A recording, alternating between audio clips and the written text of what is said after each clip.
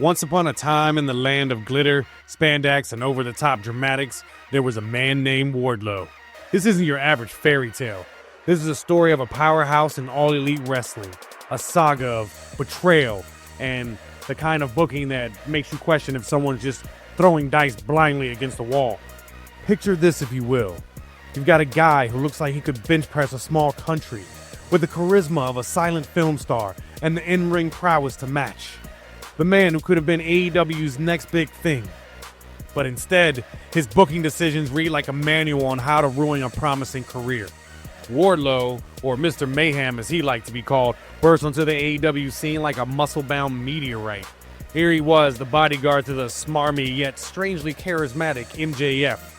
He was the silent enforcer, the muscle behind the mouth. He was a man of very few words, but devastating actions, all while wearing a tailored suit. But Wardlow wasn't just MJF's shadow. He had dreams of his own, dreams of power bombs and championships. And after months of being the ultimate heavy, Wardlow decided he had enough of playing second fiddle. He turned on MJF, which is as shocking as finding out the Hawk Tuager don't know shit about finance and stole all the money. This was Wardlow's moment. He was the breakout star, the uncrowned king, the guy fans were chanting for like Mercedes Moné wishes people would do during her terrible entrance. He even snagged the TNT Championship, not once, not twice, but 3 times. You think this was the start of a glorious reign, right? No. Then you remember, this is AEW. The TNT title became less of a crown jewel and more like a hot potato in his hands. He'd win, he'd lose, he'd win, lose it again. It's like watching a yo-yo competition, but with less skill and more confusion.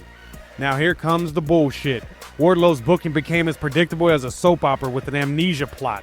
He'd get a big win, fans would cheer, and then just like that, he'd vanish into the fucking ether. Or be stuck in matches where he looked about as threatening as a marshmallow in a pillow fight. For every match where Wardlow looked like he could take on the world, there were others where he was booked like he was wrestling with one arm tied behind his back. It was actually really sad to watch. Up one day, down the next, he went from the war dog to the what dog in the blink of an eye. His career in AEW became another tutorial on how to bury someone's career. Success in wrestling is rarely linear. Wardlow's time in AEW became a roller coaster of triumphs and tribulations. Despite the multiple TNT Championship reigns, inconsistent booking and puzzling storylines often left fans frustrated. His hard-earned victories were sometimes followed by quick, deflating losses, leaving his character development in limbo.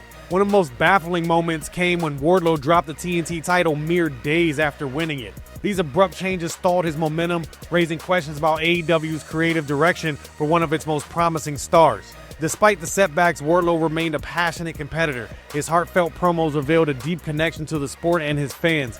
But the emotional highs of his career were often overshadowed by long periods of absence from television. And then there was the saga with the Undisputed Kingdom and the Devil storyline. Wardlow was supposed to be in this dominant force, but instead he was more like the group's forgotten member, the one who always ends up in the background of the team photo. His momentum was like a car with no gas. Wardlow often found himself on the sidelines or in matches that did little to push his narrative forward. For every match where Wardlow looked unbeatable, there were others where he was booked to lose in ways that made you question if people had even watched his matches before. Wardlow went from being this enigmatic, intimidating figure to, well, what exactly? The narrative seemed to forget what made him special. Was he a beast, a strategist, a leader? His booking was as consistent as the weather in Florida. And now, where the fuck is he? Apparently he's on hiatus due to a knee injury, but let's be real, his career's been on hiatus from the main event scene for quite some time. The rise was glorious, the fall was swift, and now it's like watching a blockbuster movie with no sequel in sight. Wardlow, story of a man who could have been a legend, but ended up being another lesson in how not to handle a diamond in the rough. In wrestling as in life, the climb to the top is exhilarating, but the fall can be a long, lonely descent. Here's hoping they figure this shit out.